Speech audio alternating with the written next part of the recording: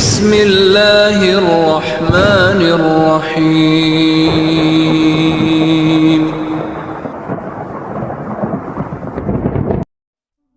Assalamualaikum warahmatullahi wabarakatuh.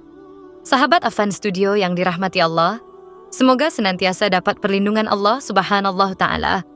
Sebelum jin dan manusia, sebelum langit ditaburi bintang, sebelum bumi dikenal oleh para nabi dan umat, ada sebuah era yang nyaris tak terjamah sejarah. Era makhluk yang tak dinamai dalam kitab, namun jejaknya samar tertinggal di tanah, dalam bisikan malam dan gemar tak kasat mata. Mereka adalah makhluk pertama yang menghuni bumi. Al-Hin dan Al-Bin, nama-nama yang hanya didengar dalam hikayat para salaf. Mereka adalah bagian dari rahasia alam ciptaan Allah yang menyimpan hikmah dan peringatan bagi kita. Dalam sebuah atsar yang diriwayatkan dari Ibnu Abbas dan disebut dalam tafsir Al-Kabir oleh Al-Razi, Allah menciptakan makhluk sebelum jahat. Al-Hin dan Al-Bin adalah dua bangsa misterius yang disebut sebagai makhluk pertama penghuni bumi. Allah menciptakan mereka dari unsur ringan dan panas. Sebagian mengatakan dari nyala kabut, elemen yang lebih ringan daripada api, namun tak seterang cahaya malaikat. Mereka tinggal di bumi yang belum terbagi menjadi benua, belum ada samudra Atlantik atau pegunungan Himalaya. Bumi masih berupa dataran luas, langit menggantung dekat, dan malam belum mengenal gelap total. Al-Hin adalah makhluk langit yang turun ke bumi, sementara Al-Bin adalah makhluk bumi yang mengembara di antara gua dan gunung. Mereka berbicara dengan energi dan berkomunikasi dengan bisikan cahaya. Al-Hin membangun struktur dari suara dan getaran. Kota-kota mereka terapung di atas laut, menggunakan energi bumi untuk mengangkat kristal yang bersinar. Al-Bin membangun lorong-lorong bawah tanah. Al-Bin membangun batu dengan pola-pola geometris yang tak bisa dipecahkan manusia modern. Mereka menyembah Allah dengan caranya masing-masing, namun tidak semua berjalan damai. Ketika kekuasaan mulai menyebar, ketika kota tumbuh besar dan teknologi mereka melampaui batas, Al-Hin yang tamak mulai menciptakan senjata energi untuk menguasai wilayah Al-Bin. Terjadilah perang pertama di muka bumi. Al-Hin menciptakan senjata dari cahaya padat bisa membelah pegunungan. Al-Bin menggunakan tekanan bumi untuk menciptakan ledakan yang menghancurkan lembah. Bumi yang tenang menjadi gemetar. Gunung meledak, laut berubah warna, dan langit memerah. Malaikat-malaikat pun naik membawa kabar ke langit tertinggi. Ya Rab, makhluk yang Engkau ciptakan telah membuat kerusakan di bumi dan menumpahkan darah. Allah tidak menciptakan semua ini tanpa hikmah. Maka Allah berfirman, Al-Baqarah ayat 30. Namun sebelum manusia diciptakan, Allah mengutus malaikat-malaikat dari langit pertama dan kedua. Dalam aksar yang diriwayatkan oleh Al-Thalabi dan juga oleh Al-Suyuti, malaikat dikirim untuk membersihkan bumi dari para pembangkang.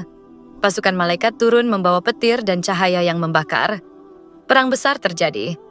Al-Hin yang tersisa melarikan diri ke dimensi lain. Al-Bin bersembunyi di dasar bumi. Dan sebagian dari mereka disegel oleh para malaikat di dalam batu-batu dan gunung yang kini diam.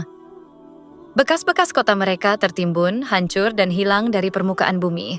Malaikat memurnikan tanah, memisahkan lautan dari daratan, mengatur orbit bumi agar seimbang. Setelah bumi siap, Allah menciptakan makhluk baru dari api murni yaitu jin. Mereka diciptakan oleh Allah dari api yang tidak berasap. Api yang halus namun kuat, panas namun licin. Dan bumi adalah rumah pertama mereka. Dan kami telah menciptakan jin sebelum manusia dari api yang sangat panas. Al-Hijr ayat 27. Dari atsar-atsar para salaf dan penjelasan sebagian ulama tafsir, seperti Ibnu Qadsir dan Imam Al-Suyuti, jin diciptakan ribuan tahun sebelum Nabi Adam. Mereka hidup di bumi ketika langit masih terbuka, bintang belum dipaku di langit, dan antara dimensi masih bisa ditembus dengan bebas. Allah menciptakan mereka dalam berbagai rupa dan bentuk. Sebagian memiliki sayap api, sebagian bisa berubah bentuk menjadi binatang, dan sebagian lainnya hidup dalam bentuk yang halus, nyaris tak terlihat bahkan oleh jin lainnya. Mereka dikaruniai akal, kehendak bebas, dan kekuatan luar biasa. Mereka punya negeri, kerajaan, bahkan nabi-nabi dari kalangan mereka. Jin membangun kota-kota di pegunungan dan dasar laut. Mereka menulis dengan cahaya, menyimpan ilmu dalam batu, dan memanggil angin untuk menyampaikan pesan antar benua. Mereka memiliki penguasa agung yang disebut dalam beberapa riwayat sebagai Samar, atau Jan bin Jan. Ia adalah raja pertama jin, seorang penguasa bijak namun keras. Di bawah pemerintahannya, jin mengalami masa keemasan. Mereka hidup dalam kedamaian dan ketaatan kepada Allah. Namun sebagaimana terjadi dalam setiap kaum, datanglah masa fitnah. Sebagian dari jin mulai merasa sombong, tamak terhadap kekuasaan, dan mulai menumpahkan darah sesama mereka. Perang saudara terjadi, si lemah tertindas yang kuat menciptakan sihir untuk memperbudak kaumnya sendiri. Ilmu yang awalnya diturunkan untuk kebaikan berubah menjadi alat pemusnah. Dukun-dukun jin menciptakan mantra-mantra yang mengoyak dimensi. Allah mengutus pasukan malaikat yang dipimpin oleh Azazil, seorang jin yang sangat saleh dan taat. Ia telah menyucikan dirinya dengan ibadah hingga diberi tempat bersama para malaikat. Azazil adalah makhluk dari golongan jin, dan dia berada di antara malaikat karena ketaatannya. Riwayat dari tafsir-tafsir salaf. Azazil memimpin pasukan langit untuk menghancurkan kerajaan-kerajaan yang zalim. Ia menang. Jin-jin yang durhaka dikurung, dibuang ke tempat-tempat terlarang di bumi, dan sebagian dipenjara dalam dimensi yang terpisah. Setelah kemenangan itu, Azazil menjadi makhluk yang paling dimuliakan.